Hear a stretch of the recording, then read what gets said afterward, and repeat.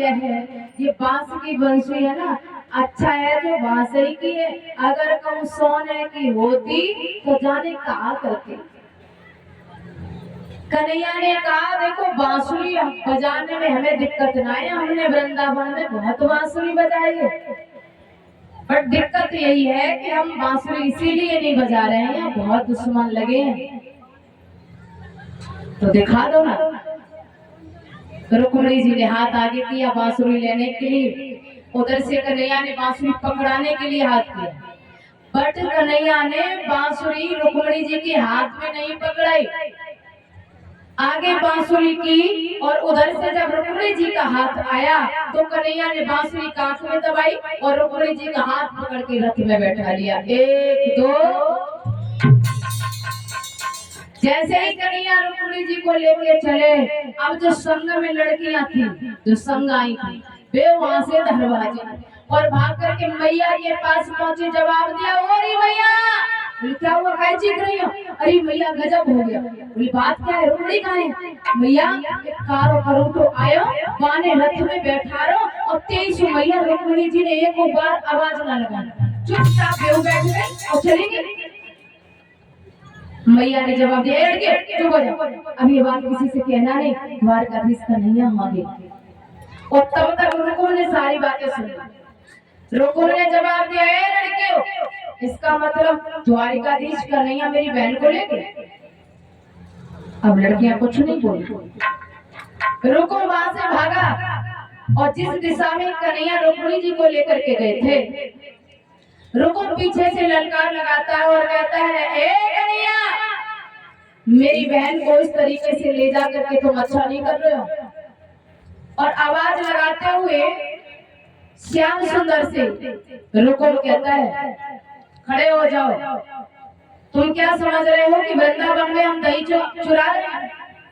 अरे दही के धोखे चूना चाटने की कोशिश मत करना कन्हैया। और आवाज लगा करके रुक्मिणी बोला,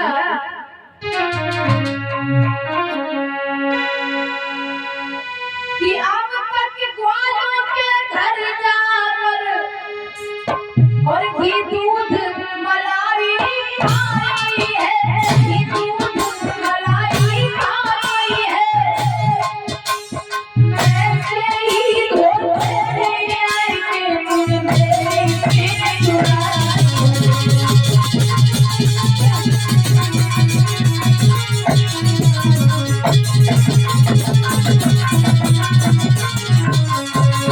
जवाब दिया, तूने दूध दही माखन के धोखे में आकर के मेरी बहन को ही चुरा लिया, अरे तुझे मालूम नहीं है? और बोले अरे आज रुक्मिणी की शब्दाता और लड़को सावित्री आएगा, और लड़को सावित्री आएगा, और रुक्मिणी के भी रुठे आकर के लोहे चला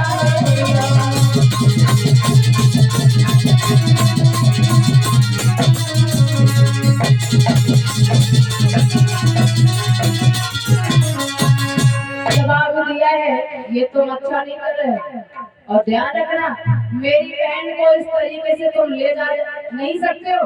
और रुक्मिणी कहता है कि कन्हैया, यदि रुक्मिणी तुम्हारे हाथों से अपनी बहन को नहीं छुड़ा पाया तो लौट करके कुंडलपुर में पानी दिखाएगा। और रुक्मिणी के जैसे ही ये शब्द सुने हैं, श्याम सुंदर ने अपना रथ खड़ा कर दिया। रुक्मिणी जी जवाब देती है, प्रभु ये क्या कर रहे हो? अरे आपके साथ तो कोई सेना भी नहीं है, हमारे भैया के साथ तो बहुत सेना है, और अगर वो युद्ध करने लगे तो आप अपने आप को कैसे बचाओगे? श्याम सुंदर कहने लगे, रुक्मिणी एक दुश्मन रणभूमि में युद्ध के लिए ललकार रहा है और मैं पीठ दिखा करके चला जाऊं, ये तो योद्धा वाली बात नहीं है।